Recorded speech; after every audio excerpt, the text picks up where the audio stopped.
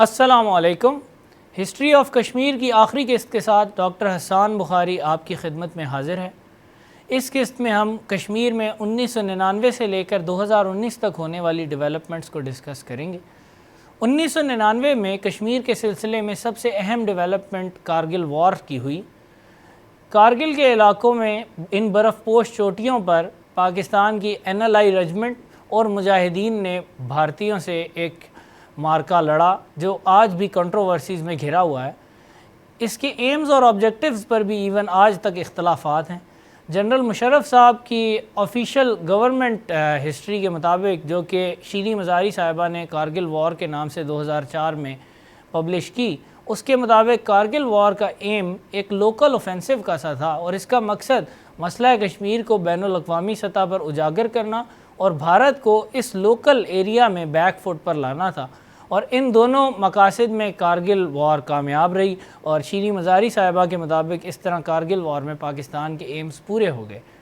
General Musharraf صاحب کے مخالفین دوسری طرف یہ کہتے ہیں کہ کارگل وار کے یہ ایمز اور آبجیکٹیوز ہرگز نہیں تھے، بلکہ جب اصلی ایمز اور آبجیکٹیوز پورے نہ ہو سکے تو بعد میں یہ لبادے پہنائے گئے اپنی پردہ پوشی کرنے کے لیے، اور ان کے مطابق کارگل وار کا مقصد ایک اسٹریٹجک سٹروک انڈیا کے خلاف لینا تھا، اور وہ اسٹریٹجک سٹروک یہ تھا کہ دراز کارگل روڈ کو بلاک کر دیا جائے ڈائریکٹ فائر کے ذریعے کارگل کی پہاڑیوں سے، اور اس کے ذریعے سردیوں میں پوری طرح سیاچن میں انڈین فوج کی سپلائی لائن کٹ آف کر دی جائے۔ پوری سردیوں میں جب سپلائی لائن کٹ آف رہے گی تو بھارتی فوج سیاچن میں یا تو سرنڈر کرنے پر مجبور ہو جائے گی یا اس کو ایک نیگوشیٹڈ انخلا کرنا پڑے گا۔ اپنے آرگومنٹ کی سپورٹ میں وہ ان فیکٹس کو بھی پیش کرتے ہیں کہ کسی بھی لوکل اوفینسو میں ہائی کمانڈ کی اتنی زیادہ ڈیپ انوالومنٹ نہیں ہوتی جتنی کہ کارگل وینچر میں پاکستان ملٹری کی ہائی کمانڈ کی تھی۔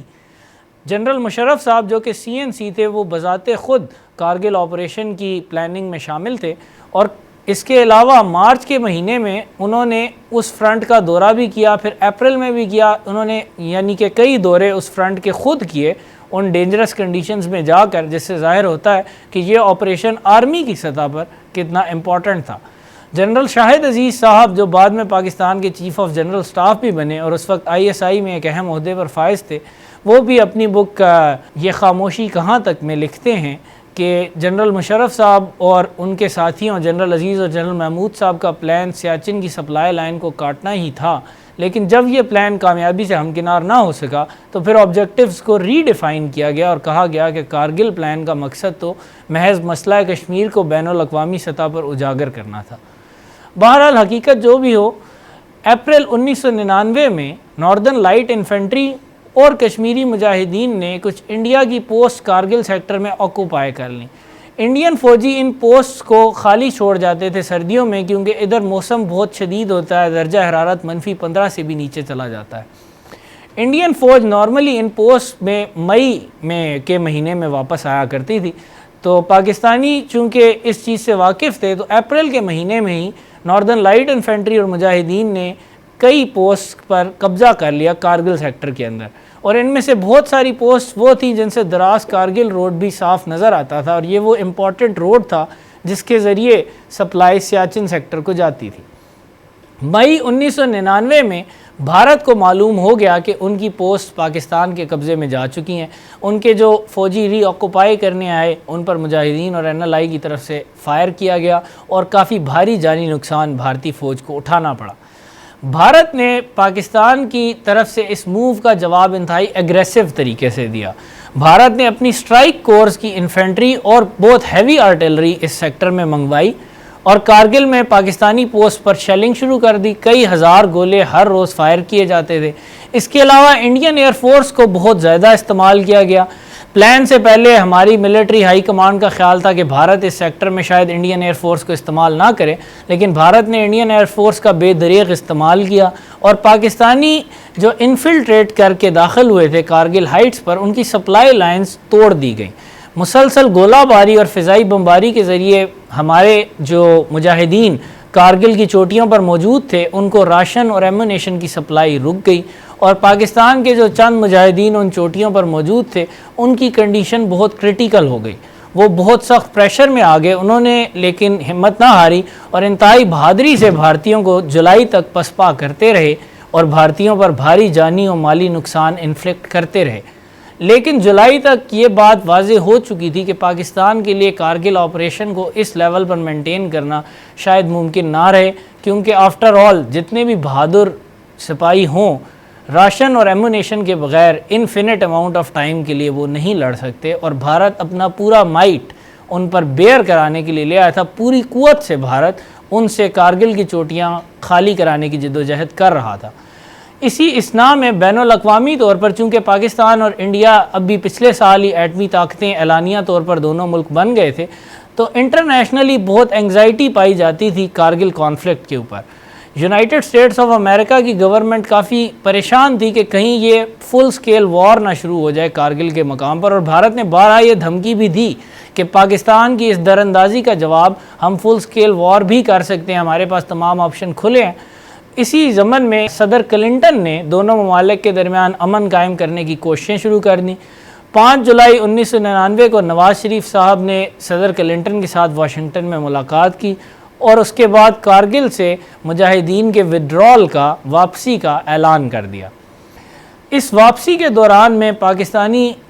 NLI کے سپاہیوں اور کشمیری مجاہدین کو کافی ہیوی کیجویلٹیز برداشت کرنا پڑی۔ میجورٹی جو ہمارے شہداء کی تعداد ہے وہ اس فیز میں ہوئی۔ اس کے علاوہ یہ بھی کہا جاتا ہے کہ کارگل کی جن پوسٹ پہ پاکستان نے اپریل میں قبضہ کیا تھا، ان کی بیشتر تعداد ابھی بھی پاکستان کے قبضے میں ہی تھی، اور جنرل مشرف صاحب نے بعد میں یہ بھی نواز شریف صاحب پر الزام لگایا کہ وہ ڈر گئے تھے امریکہ سے یا بھارت سے، اور انہوں نے ہماری یہ جیتی ہوئی جنگ جو ہے اس کو شکست میں بدل دیا۔ لیکن یہ بات میری ناقص رائے میں حقیقت سے دور ہے۔ پاکستان کے مجاہدین کی سپلائی لائن کٹ چکی تھی، اور وہ اس وقت شدید مشکلات کا شکار تھے۔ کرنل شیر خان اور کیپٹن عمار اور دیگر کئی ایسے بہادر افسر جان کی بازی لگائے ہوئے بھارتیوں کو روکنے کی کوشش کر رہے تھے، لیکن مسلسل ان کی شہادتیں ہو رہی تھیں اور پوسٹ کا فال چل رہا تھا۔ مسلسل ایک کے بعد ایک پوسٹ پر بھارتی اپنے پریشر کے ذریعے قبضہ کیے جا رہے تھے، تو اس وقت یہ فیصلہ کیا گیا کہ وڈرال بہتر ہوگا، بجائے اس کے کہ رسک لیا جائے ایک پوری جنگ کا، اور کارگل کا آپریشن بھی اکارڈنگ ٹو پلان نہیں جا رہا تھا۔ اس لیے اس وقت آرمی بھی اس پیج پر تھی کہ وڈرال کر لیا جائے۔ بعد میں جب جنرل مشرف صاحب اور نواز شریف صاحب 1999 کی کو ڈی ایٹا کے نتیجے میں دشمنوں میں تبدیل ہو گئے، تو انہوں نے ایک دوسرے پر کئی الزام تراشیاں کیں، لیکن ہمیں تاریخ کو امپارشلی دیکھنا چاہیے، آبجیکٹیو انداز سے دیکھنا چاہیے، اور آبجیکٹیو انداز سے اگر دیکھا جائے تو کارگل ہائٹس پر اپنا قبضہ برقرار رکھنا اس بھرپور انڈین پریشر کے تحت شاید ممکن نہ ہوتا۔ کارگل آپریشن میں پاکستانی آفیشیل فگرز کے مطابق جو جنرل مشرف صاحب نے اپنی بایوگرافی میں بھی دیں، پاکستان اور کشمیری مجاہدین کے 350 لوگ شہید ہوئے۔ بھارتی آفیشیل فگرز کے مطابق بھارت کے 527 فوجی مارے گئے اور 1400 زخمی ہوئے۔ اس کے علاوہ بھارت کے 2 طیارے جو کہ پاکستانی ایئر سپیس میں داخل ہوئے تھے وہ بھی مار گرائے گئے۔ ایک کا پائلٹ زندہ گرفتار کر دیا گیا، جس کو 8 دن بعد واپس کر دیا گیا، جبکہ دوسرا پائلٹ بھی اس کریش میں ہلاک ہو گیا۔ اس کے علاوہ بھارت کا ایک ہیلی کاپٹر بھی اس جنگ میں تباہ ہوا۔ اگر زمینی حقائق کی بات کریں تو جو سچویشن کارگل سے پہلے تھی وہی کارگل کے بعد بھی بارڈر کے ان ریلیشن ٹو بارڈر قائم کر دی گئی۔ بارڈر وہیں رہا جہاں کارگل کی لڑائی سے پہلے تھا۔ پاکستان نے صدر کلنٹن کے بروکر کردہ واشنگٹن ایگریمنٹ کے تحت اپنی تمام پوسٹ جو کارگل سیکٹر میں پاکستان نے جن پر قبضہ کر رکھا تھا وہ خالی کر دیں، اور جو لائن کارگل سے پہلے لائن آف کنٹرول دونوں ملکوں کے درمیان قائم تھی وہ اس کے بعد بھی قائم رہی۔ آخر میں اگر ہم کارگل آپریشن کا ایک امپارشل تجزیہ کریں تو یہ بات سامنے آتی ہے کہ اگر پاکستان کا ایم سیاچن کی بھارتی سپلائی روٹ کو کاٹنا تھا تو پاکستان اس ایم میں کامیاب نہ ہو سکا، اور جنرل شاہد عزیز صاحب تو اپنی بک میں لکھتے ہیں کہ کارگل آپریشن کے ذریعے سیاچن سپلائی روٹ کو کٹ کرنا ممکن ہی نہ تھا۔ ان کے مطابق پاکستانی پلانرز سے یہ فاش غلطی ہوئی کہ انہوں نے لے کے ہوائی اڈے کو اپنی کیلکولیشنز میں شامل نہیں کیا۔ لے کا ہوائی اڈہ اس وقت بھی جدید ترین فیسلٹیز سے لیس تھا، اور اس میں سردیوں کے موسم میں بھی ہر قسم کے طیارے ٹیک آف اور لینڈ کر سکتے تھے۔ اس کے علاوہ شاہد عزیز صاحب نے اپنی بک میں یہ بھی لکھا ہے کہ دراس کارگل روڈ کی اہمیت اس فیکٹ میں تھی کہ درہ زوجیلا نومبر اکتوبر میں بند ہو جاتا تھا، اور اگلے 6 مہینے زوجیلا کے ذریعے تو سپلائی نہیں جا سکتی تھی، لیکن دراس کارگل روڈ کے ذریعے سیاچن کو سپلائی بھیجی جاتی تھی۔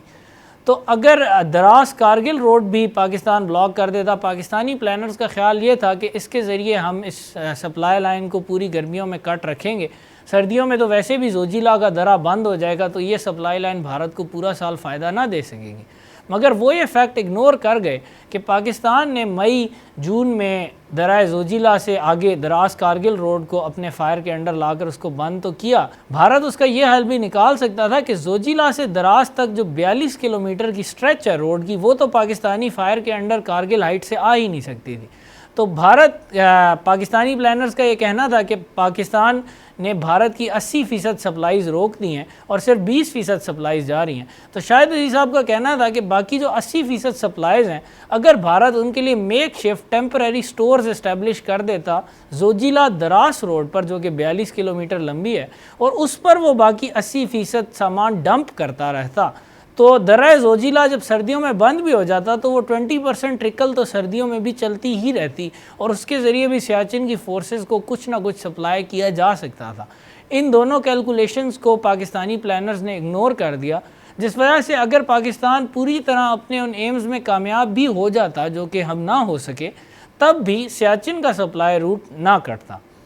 جو دوسری بات کہی گئی کہ کارگل نے مسئلہ کشمیر کو بین الاقوامی سطح پر اجاگر کیا،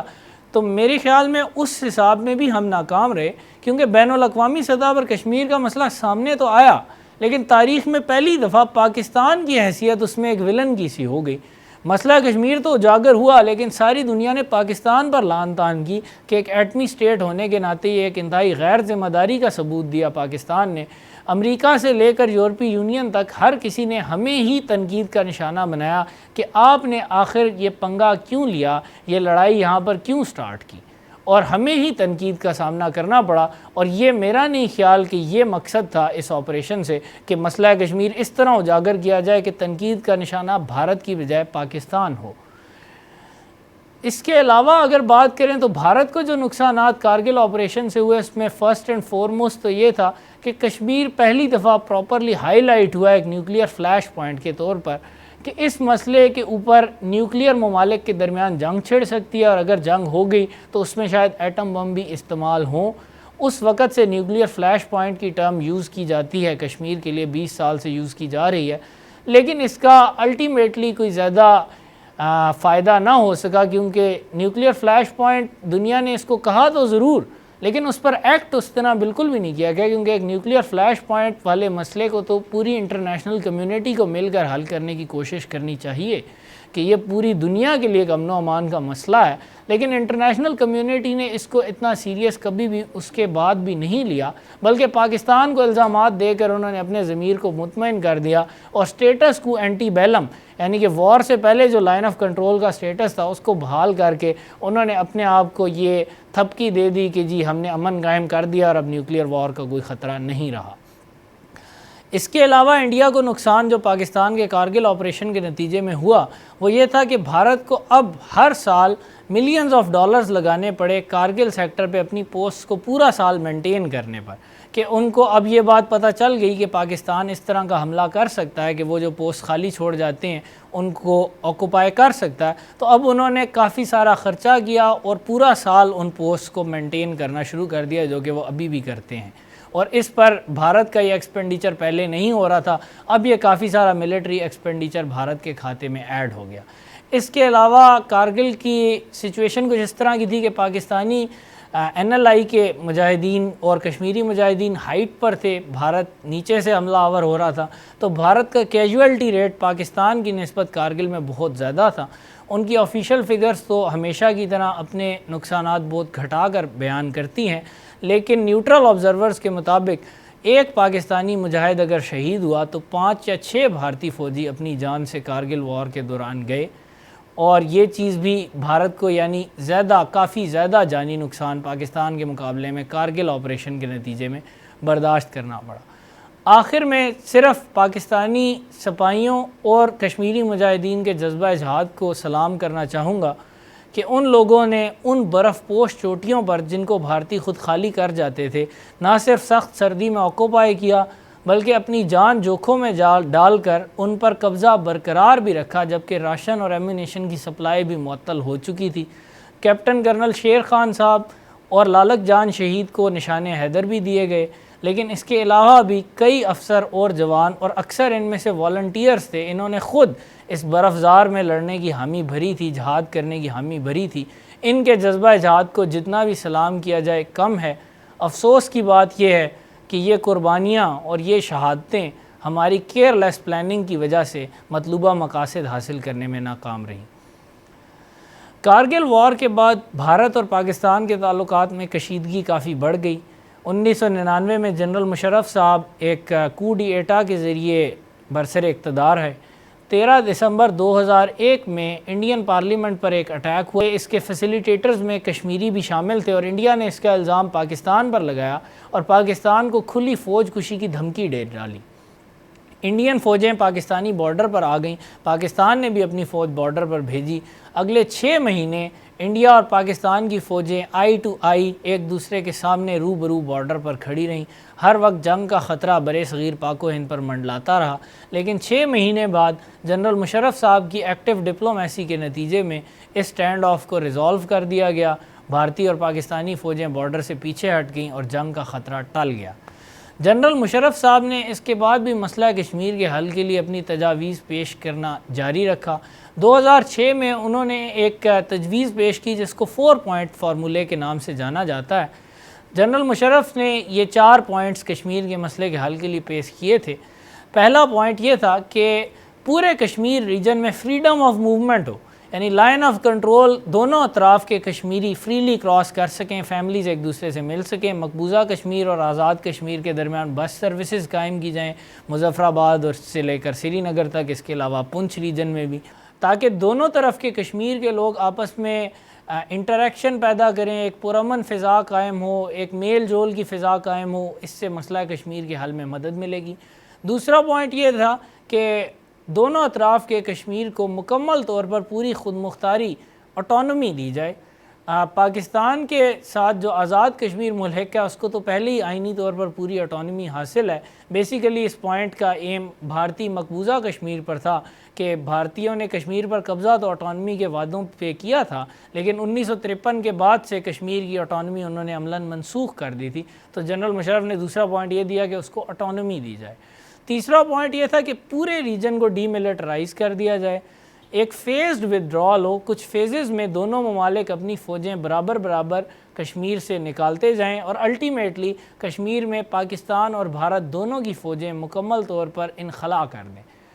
چوتھا پوائنٹ یہ تھا کہ ایک جوائنٹ میکینزم پاکستان اور انڈیا بنائیں، مل کر ایک میکینزم بنائیں جس کے ذریعے کشمیر کے مسئلے کا پائیدار اور مکمل حل تجویز کیا جا سکے۔ پہلے 3 سٹیپس کے ذریعے پاکستان اور انڈیا آپس میں کانفیڈنس بلڈ کریں، پھر ایک جوائنٹ میکینزم بنائیں اور کشمیر کے مسئلے کا مکمل اور پرماننٹ حل کر دیں۔ یہ پلان کامیابی سے ہمکنار نہ ہو سکا، حالانکہ آج تک اس کے بارے میں باتیں کی جاتی ہیں۔ منموہن سنگھ صاحب سے بھی، جو کہ بھارت کے پرائم منسٹر تھے اس وقت، ان سے یہ اسٹیٹمنٹ منسوب کی جاتی ہے کہ ہم تو بہت قریب تھے مسئلہ کشمیر کے حل کے لیے، لیکن پھر جنرل مشرف کے خلاف احتجاج شروع ہو گئے اور یہ بات وہیں رہ گئی اور اس کے بعد آگے نہ بڑھ سکی۔ لیکن یہ باتیں میرے حساب میں حقائق سے لا علمی پر مبنی ہیں۔ میری ناقص رائے میں مشرف صاحب کا 4 پوائنٹ پلان بھی کامیابی کا اتنا ہی چانس رکھتا تھا جتنا کہ ڈکسن پلان یا اس طرح کے اور بھی بہت سارے پلانز جو کہ سارے کے سارے بھارت نے رد کیے تھے۔ اگر ان 4 پوائنٹس کو ہم غور سے دیکھیں تو پہلے پوائنٹ کے علاوہ بھارت کسی پر بھی آمادہ نہ تھا، اور چونکہ پہلے پوائنٹ پر پاکستان اور بھارت دونوں آمادہ تھے تو اس پر کچھ عملی پیش رفت بھی ہوئی تھی۔ مظفر آباد سری نگر بس سروس بھی شروع ہوئی تھی اور دونوں اطراف کے کشمیر کے درمیان کافی ٹرانسپورٹ اور ٹریڈ بھی سٹارٹ ہو گئی تھی۔ لیکن پوائنٹ نمبر 2، 3 اور 4 پر بھارت کبھی بھی نہیں مانا تھا، تو اس نے ابھی کیوں ماننا تھا؟ جیسے کہ اب پوائنٹ نمبر 2 میں آٹونومی کی بات تھی، تو آٹونومی تو بھارت نے خود ختم کی تھی 1953 میں، تو بھارت اس کو واپس کیوں دینے لگا؟ ہم کس طریقے سے بھارت کو مجبور کر سکتے تھے کہ وہ کشمیر کو آٹونومی دے؟ ڈی ملٹرائزیشن کی بات بھی UN کے لیول پر بھی ہو چکی تھی اور پاکستان انڈیا کے لیول پر بھی پہلے بھی کئی دفعہ ہو چکی تھی۔ پاکستان تو ہمیشہ سے تیار تھا کہ دونوں ملک ڈی ملٹرائز کر دیں کشمیر کو، لیکن بھارت اس پر نہ پہلے مانا تھا نہ اس نے بعد میں کبھی ماننا تھا۔ چوتھی بات جو جوائنٹ میکینزم کی بات تھی کہ ایک پائیدار حل تلاش کیا جائے، تو جب پہلے 3 کانفیڈنس بلڈنگ میئرز ہی پورے نہ ہو سکیں تو جوائنٹ میکینزم جس کی بیسس ہی یہ تھی کہ پاکستان انڈیا ایک دوسرے پر جب ٹرسٹ کرنے لگیں گے تو ایک جوائنٹ میکینزم کے ذریعے اس مسئلے کا حل بھی ہو جائے گا۔ جب پہلی 3 شرائط ہی پوری نہ ہوئیں تو چوتھی کیسے پوری ہوتی؟ یہ بات اس لیے میری نگاہ میں مس لیڈنگ ہے کہ ہم 2006 میں یا 2007 میں مسئلہ کشمیر کے حل کے کچھ قریب تھے، ایسا بالکل بھی نہ تھا، اور بھارت نے یہ پوائنٹس نمبر 2، 3 اور 4 نہ پہلے مانے تھے اور نہ ہی اس وقت ماننے تھے۔ 2006 سے لے کر 2016 تک مسئلہ کشمیر ایک بار پھر پاکستان کے ایجنڈے پر بھی کافی نیچے چلا گیا، کیونکہ اس دور میں پاکستان دہشت گردی کی جنگ میں بری طرح پھنس گیا تھا۔ کئی ہزار فوجی افسروں اور جوانوں نے شہادتیں اس میں پائیں، اور پاکستان میں عملی طور پر ایک بدامنی کی سی کیفیت ہو گئی تھی، جس کی وجہ سے پاکستان بین الاقوامی سٹیج پر کشمیر کاز کو پوری طرح اس کی وکالت نہ کر سکا، اور کشمیر کاز بھی اس دور میں کافی حد تک سرد خانے میں ایک بار پھر چلی گئی۔ بھارت نے اس دور میں کشمیر میں پوری طرح اپنی منمانیاں جاری رکھیں اور کشمیر پر آئرن فسٹ کے ساتھ وہ حکومت کرتے رہے۔ 8 جولائی 2016 کو مگر ایک ایسا واقعہ ہوا جس نے مسئلہ کشمیر اور کشمیر کی جد و جہد آزادی کو ایک نیا ولولہ دیا۔ برہان وانی اس تاریخ کو شہید ہوئے۔ برہان وانی حزب المجاہدین سے تعلق رکھنے والے ایک مجاہد تھے، اور سوشل میڈیا پر وہ اپنی کافی ویڈیوز اپلوڈ کرتے رہتے تھے جو کہ کشمیر میں کافی زیادہ پاپولر تھیں۔ ان ویڈیوز کے ذریعے برہان وانی حزب المجاہدین اور کشمیر کی سٹرگل کا ایک فیس بن گئے تھے۔ جب ان کو شہید کیا گیا تو پورے کشمیر کے طول و عرض میں بہت زیادہ پروٹیسٹس ہوئے، لاکھوں لوگوں نے بھارت کے خلاف مظاہرے کیے، سینکڑوں لوگ بھارتی قابض افواج نے شہید کر دیے، ہزاروں کو جیل میں ڈال دیا گیا بغیر کسی ڈیو پروسیس کے، اور کشمیر میں ایک بار پھر بدامنی کی صورتحال پیدا ہو گئی، ایک جد و جہد کی صورتحال دوبارہ اسی طرح پیدا ہو گئی جیسے کہ ارلی 90s میں ہوئی تھی۔ 18 ستمبر 2016 کو اڑی کے مقام پر بھارت کی ایک فوجی پوسٹ پر کشمیری مجاہدین نے حملہ کیا، جس میں 19 بھارتی فوجی ہلاک ہو گئے۔ بھارت کے طول و عرض میں اس واقعے کی بازگشت پھیل گئی اور ہر طرف مطالبہ ہونے لگا کہ یہ پاکستان نے کرایا، پاکستان کو سبق سکھانا چاہیے۔ تو بھارت نے اس وقت ایک سرجیکل سٹرائک کرنے کا دعویٰ کیا، اور انہوں نے کہا کہ ہم نے کوئی 70-80 دہشت گرد یا آتنکوادی اس میں ہلاک کر دیے ہیں، اور ہم نے پاکستان کے اندر گھس کر ان کو مارا ہے۔ بہرحال پاکستان نے اس کا رسپانس انتہائی میچور طریقے سے دیا، اور انٹرنیشنل میڈیا کو ان تمام علاقوں کا دورہ کرایا گیا جن میں بھارت نے دعویٰ کیا تھا کہ انہوں نے کارروائی کی ہے، اور ان کو بتایا گیا ثبوتوں کے ساتھ کہ بھارت نے ایسا کچھ نہیں کیا، ایک فالس فلیگ آپریشن تھا۔ بھارت نے سرحد پر کچھ چھیڑ چھاڑ ضرور کی جس میں کچھ پاکستانی اور زیادہ بھارتی فوجی ہلاک ہوئے، غالباً 8 یا 9 بھارتی فوجی اس رات کو ہلاک ہوئے، اور اس کے بعد بھارت نے اپنی اس اٹیمپٹ کو ابینڈن کر دیا سرحد کراس کرنے کی۔ لیکن بھارت آج بھی اپنے اس موقف پر اڑا ہوا ہے کہ نہیں، ہم نے بڑا تیر مارا تھا، ہم نے ایک سرجیکل سٹرائک کی تھی، ہم نے 70-80 دہشت گرد مار دیے تھے۔ دل کو خوش رکھنے کو غالب یہ خیال اچھا ہے۔ ویسے بھی بھارت میں پاکستان سے نفرت میڈیا کا بریڈ اینڈ بٹر ہے، اور وہ جو مرضی جھوٹے دعوے اس طرح کرتے رہیں، ان کا مقصد صرف اپنی عوام کو کنونس کرنا اور اپنی عوام کو یہ بتانا ہوتا ہے کہ ہم بڑا کچھ کر رہے ہیں، ہم پاکستان کو سبق سکھا رہے ہیں۔ تو سچ یا جھوٹ کی ان کے نزدیک اتنی زیادہ امپورٹنس نہیں ہے۔ 14 فروری 2019 کو بھارت کی central reserve police force CRPF، جو کہ ایک فاشسٹ SS کی طرح کشمیری عوام کے جذبہ حریت کو دبانے کے لیے کشمیر میں رکھی جاتی ہے، اس پر ایک اٹیک ہوا۔ اٹیک کرنے والا ایک کشمیری نوجوان عادل ڈار تھا، اور اس نے ایک بام بلاسٹ کے ذریعے 40 CRPF کے سپاہیوں کو ہلاک کر دیا۔ بھارت میں اس اٹیک پر ہاہاکار مچ گئی۔ جو لوگ سرجیکل سٹرائک پر بڑے خوش تھے کہ پاکستان کو سبق سکھا دیا، وہ ایک بار پھر مودی حکومت پر تنقید کرنے لگے کہ جی یہ دیکھیے پاکستان نے پھر حملہ کروا دیا ہے، پھر ہمارے 40 جوان مار دیے ہیں، آپ کی بڑے بڑے دعوے وہ کیا ہوئے کہ پاکستان کو سبق سکھا دیا ہے اور یہ کر دیا ہے اور وہ کر دیا ہے۔ بہرحال مودی حکومت نے پلوامہ اٹیک کے رد عمل میں بھی ایک اور فیک سرجیکل سٹرائک کی، لیکن اس دفعہ جو چینج ہوئی وہ یہ تھی کہ کشمیر کی بجائے انہوں نے پاکستان کے علاقے بالا کوٹ میں بم گرائے، اور ہمارے 4 درختوں کو بھی شہید کر دیا گیا جو کہ بلین ٹری سونامی پروجیکٹ کے تحت بڑی محنت سے لگائے گئے تھے۔ لیکن یہ ایک ان کی طرف سے بیلیگرنٹ سٹیٹمنٹ تھی کہ اب ہم پاکستان کے اندر بھی بم گرا سکتے ہیں، کارروائی کر سکتے ہیں۔ پاکستانی لیڈرشپ نے اس کا جواب ترکی بترکی دیا اور پاکستان ایئر فورس نے بھی اگلے دن ان کے ٹارگٹس کو لاک آن کیا، لیکن اس کے بعد ان دی اوپن باہر میدان میں بم گرا کر انہیں شو کرایا کہ ہم بھی آپ کے علاقے میں بم گرا سکتے ہیں، لیکن ہم ایسکلیشن نہیں چاہتے، جنگ نہیں چاہتے، تو چنانچہ خالی علاقے میں بم گرائے گئے۔ بھارت نے اس کا جواب دینے کے لیے اپنے طیاروں کے ذریعے پاکستانی ایئر سپیس میں ایک اور حملے کی کوشش کی۔ اس حملے کا انجام بھارت کے لیے کافی برا اور شرمناک ہوا اور ان کے 2 طیارے مار گرائے گئے۔ ان کا ایک پائلٹ ونگ کمانڈر ابھی نندن پاکستانی حدود میں لینڈ کر گیا اور اس کو گرفتار کر دیا گیا۔ بعد میں خیر سگالی کے طور پر اس کو واپس بھی کر دیا گیا، لیکن بھارت کی بیلیگرنس یا بھارت کی ایگریسونیس میں کوئی فرق اس جیسچر سے بھی نہیں آیا۔ الٹیمیٹلی یہ پاکستان کی ملٹری قوت تھی جس نے بھارت کو مزید جارحیت سے باز رکھا۔ 5 اگست 2019 کو آخرکار بھارت نے کشمیر کی آٹونومی کا جو رہا سہا ایک فساد ہی رہ گیا تھا اس کو بھی ختم کر دیا اور آرٹیکل 370 کو ریووک کر دیا۔ آرٹیکل 370 کے پہلے ہی اس آرٹیکل کو کافی ایروڈ کیا جا چکا تھا اور کشمیر کا اسپیشل سٹیٹس جو کہ 1951، 52، 53 اور 54 کے سالوں میں اسٹیبلش کیا گیا تھا اس کو پہلے ہی کافی حد تک ان اسپیشل کیا جا چکا تھا، لیکن اب اس کو مکمل طور پر ختم کر دیا گیا۔ جموں و کشمیر کو ایک یونین ٹیریٹری قرار دے دیا گیا۔ اس کے علاوہ پہلی بار بھارت نے مقبوضہ کشمیر میں جغرافیائی تبدیلیاں بھی کیں اور لداخ کو جموں کشمیر سے علیحدہ کر دیا۔ اس اپنے اللیگل سٹیپ کو جو کہ شملہ معاہدے کی بھی صریح خلاف ورزی تھا جس میں یونیلیٹرل سٹیپ سے منع کیا گیا تھا، بھارت نے اس کے اوپر کشمیریوں کا غم و غصہ دبانے کے لیے ایک کرفیو کا اعلان کر دیا اور کشمیریوں کا انٹرنیٹ اور ان کا ایون گھر سے باہر نکلنے پر بھی پابندی لگا دی گئی، تمام مظاہروں پر بھی پابندی لگا دی گئی اور کشمیریوں کو جبر مسلسل کی ایک اور چکی طرح پیسنے کے لیے اپنی تیاری مکمل کر لی۔ یہاں پر ہسٹری آف کشمیر کا اختتام ہوتا ہے، مگر کشمیر کی لہو رنگ کہانی جاری و ساری ہے۔ ہر روز کشمیریوں پر ہندو فاشزم نت نئے مظالم کے تجربے کرتا ہے، تاہم اس ظلم و جبر نے کشمیریوں کے جذبہ حریت کو بجھایا نہیں بلکہ بھڑکایا ہے۔ کشمیریوں کے جذبہ حریت کو لاکھ بار سلام،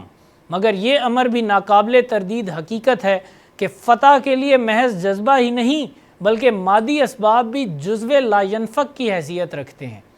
یہ مادی بے سر و سامانی ہی ہے کہ جس کی وجہ سے کشمیر کی جد و جہد آزادی آج تک کامیابی سے ہمکنار نہیں ہو سکی۔ 1971 سے لے کر 1987 تک اور 2006 سے 2016 تک کے سال کشمیر کی جد و جہدی آزادی کے مایوسی سے بھرپور اور تاریک سال تھے، اور اس کی وجہ صرف یہ تھی کہ ان سالوں میں پاکستان داخلی اور خارجی طور پر کمزور تھا، ورنہ کشمیریوں کے جذبہ آزادی میں تو کبھی کمی نہیں آئی۔ تاریخ نے یہ ثابت کیا ہے کہ پاکستان کی کمزوری کشمیری مسلمانوں کو بھارتی غلامی میں مزید دھکیل دیتی ہے۔ تاریخ کی ایک مثال ادھر دینا چاہوں گا کہ 1250 عیسوی سے لے کر 1492 تک اسپین میں مسلمانوں کی صرف ایک غرناطہ کی چھوٹی مگر مؤثر ریاست موجود تھی۔ اس تمام 250 سال کے عرصے میں قرطبہ سے لے کر ایراگون تک مسلمانوں کی کافی اقلیتی آبادیاں موجود رہیں۔ وہ ظلم کی چکی میں گرفتار رہے مگر اس امید کے ساتھ زندہ رہے کہ غرناطہ سے کوئی طارق بن زیاد یا موسیٰ بن نصیر ان کو غلامی سے آزادی دلائے گا۔ عیسائی ریاستیں بھی غرناطہ کی ریاست کی موجودگی سے خائف رہیں اور اس وجہ سے مسلمانوں کی مکمل نسل کشی نہ کر سکی۔ 1492 میں غرناطہ سرنگوں ہوا۔ عیسائی حکمران فرڈینینڈ جس نے غرناطہ کو فتح کیا تھا، اس نے شہر پر قبضہ کرتے وقت اسپین میں تمام مسلمانوں کے جان و مال کی حفاظت کا ذمہ لیا، مگر تاریخ کے قوانین اٹل ہیں اور جرم ضعیفی کی سزا مرگ مفاجات ہی ہوتی ہے۔ 125 سال کے اندر 1 کروڑ مسلمان اسپین سے ایسے غائب ہوئے جیسے کبھی وہاں بسے ہی نہ تھے۔ مسلمان آبادی کو اسپین کے طول و عرض سے حرف غلط کی طرح مٹا دیا گیا۔ اگر پاکستان نہ رہا تو یقین رکھیے کہ ڈھاکہ سے لے کر پشاور تک مسلمان کا وجود بھی اسی طرح نیست و نابود ہو جائے گا جیسے زاراگوزا سے جبل الطارق تک سوائے کھنڈروں اور پرانی عمارات کے مسلمانوں کی کوئی نشانی باقی نہیں رہی۔ یہاں ایک اور بات کہتا چلوں کہ ہمیشہ اس بات کو یاد رکھیں کہ جس چیز کی حوصلہ افزائی آپ کا دشمن کرے وہ کبھی آپ کے لیے سود مند نہیں ہو سکتی۔ شیخ عبداللہ کی کشمیریت نے کشمیر کو غلامی کی زنجیروں میں جکڑا، مگر کچھ لوگ یا تو سمجھنا نہیں چاہتے یا پھر وہ بھی شیخ عبداللہ کی طرح قوم کی لاش پر اپنے اقتدار کا محل کھڑا کرنا چاہتے ہیں۔ پاکستان کی کمزوری کی بنا اتحاد کی کمی پر ہے۔ جو کوئی بھی غیروں سے داد وصول کرنے کے لیے پشتون قومیت کے نام پر پشتون تحفظ تحریک یا سندھو دیش کا نعرہ لگاتا ہے، وہ پاکستانیوں کا خیر خواہ تو کجا پشتونوں اور سندھیوں کا بھی بدترین دشمن ہے۔ جو بھی پنجاب کی ثقافت کو بھارتی ثقافت سے جوڑ کر پنجابی عصبیت کو نظریہ پاکستان پر ترجیح دیتا ہے، وہ پنجابیوں کا بدترین دشمن ہے۔ 1947 میں مشرقی پنجاب کے مسلمانوں کی نسل کشی کو تو یہ پنجابی ثقافت بجا نہ سکی، اب نہ جانے کیا گل کھلائے گی۔ پاکستان نہ رہا تو پنجابی ثقافت تو شاید رہ جائے، مگر پنجابی مسلمان نہیں رہیں گے۔ اب بھی ذات، نسل اور فرقے سے بالا تر ہو کر اسلام اور حضرت محمد صلی اللہ علیہ وآلہ وسلم کا جھنڈا نہ اٹھایا تو ہماری داستان تک بھی نہ ہوگی داستانوں میں۔ یہی مقصود فطرت ہے، یہی رمز مسلمانی، اخوت کی جہانگیری، محبت کی فراوانی۔ بتانے رنگ و خوں کو توڑ کر ملت میں گم ہو جا، نہ تورانی رہے باقی، نہ ایرانی نہ افغانی۔ اخوت و محبت سے انشاءاللہ ہم ناقابل تسخیر پاکستان بنائیں گے، اور پھر بھارت کا ہندو اس فولاد کا سامنا کرے گا جس کے خیال سے بھی دلی اور آگرہ میں آج بھی زلزلہ برپا ہو جاتا ہے۔ ہو حلقہ یاراں تو برے شم کی طرح نرم، رزم حق و باطل ہو تو فولاد ہے مومن۔ ڈاکٹر حسان بخاری کو اجازت دیجیے، اللہ حافظ۔